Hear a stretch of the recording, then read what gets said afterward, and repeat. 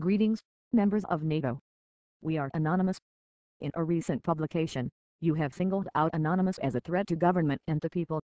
You have also alleged that secrecy is a necessary evil and that transparency is and always the right way forward. Anonymous would like to remind you that the government and the people are, contrary to the supposed foundations of democracy, distinct entities with often conflicting goals and desires.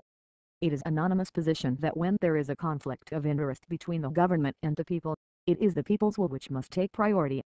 The only threat transparency poses to government is to threaten government's ability to act in a manner which the people would disagree with, without having to face democratic consequences and accountability for such behavior. Your own report cites the perfect example of this, the anonymous attack on HBGRE. Whether HBGRE were acting in the cause of security or military gain is irrelevant. Their actions were illegal and morally reprehensible.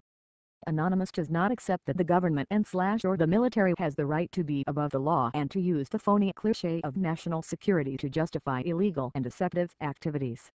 If the government must break the rules, they must also be willing to accept the democratic consequences of this at the ballot box. We do not accept the current status quo whereby a government can't tell one story to the people and another in private. Dishonesty and secrecy totally undermine the concept of self-rule. How can the people judge for whom to vote unless they are fully aware of what policies said politicians are actually pursuing? When a government is elected, it is said to represent the nation it governs. This essentially means that the actions of a government are not the actions of the people in government, but are actions taken on behalf of every citizen in that country. It is unacceptable to have a situation in which the people are, in many cases, totally and utterly unaware of what is being said and done on their behalf, behind closed doors. Anonymous and WikiLeaks are distinct entities. The actions of Anonymous were not aided or even requested by WikiLeaks. However, Anonymous and WikiLeaks do share one common attribute: they are no threat to any organization, unless that organization is doing something wrong and attempting to get away with it. We do not wish to threaten anybody's way of life. We do not wish to dictate anything to anybody. We do not wish to terrorize any nation. We merely wish to remove power from vested interests and return it to the people, who, in a democracy, it should never have been taken from in the first place. The government makes the law. This does not give them the right to break it. If the government was doing nothing underhand or illegal, there would be nothing embarrassing about WikiLeaks regulations, nor would there have been any scandal emanating from HBGRE. The resulting scandals were not the result of Anonymous or WikiLeaks regulations. They were the result of the content of those revelations. And responsibility for that content can be laid solely at the doorstep of policymakers who, like any corrupt entity, naively believed that they were above the law and that they would not be caught. A lot of government and corporate comment has been dedicated to how we can avoid a similar lick in the future.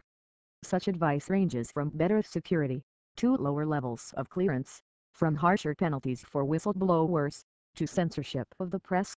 Our message is simple: do not lie to the people and you won't have to worry about your lies being exposed.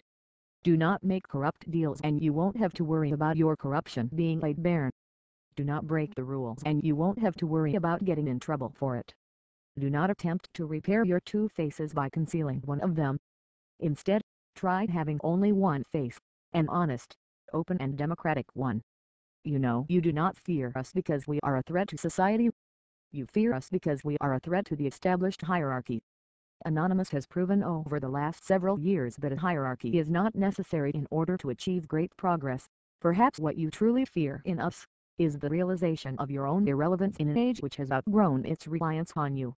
Your true terror is not in a collective of activists, but in the fact that you and everything you stand for have, by the changing tides and the advancement of technology, are now surplus to requirements. Finally, do not make the mistake of challenging Anonymous. Do not make the mistake of believing you can behead a headless snake.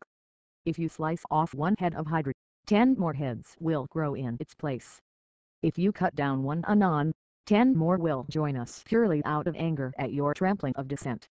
Your only chance of defeating the movement which binds all of us is to accept it. This is no longer your world. It is our world, the people's world. We are Anonymous. We are Legion. We do not forgive. We do not forget. Expect us.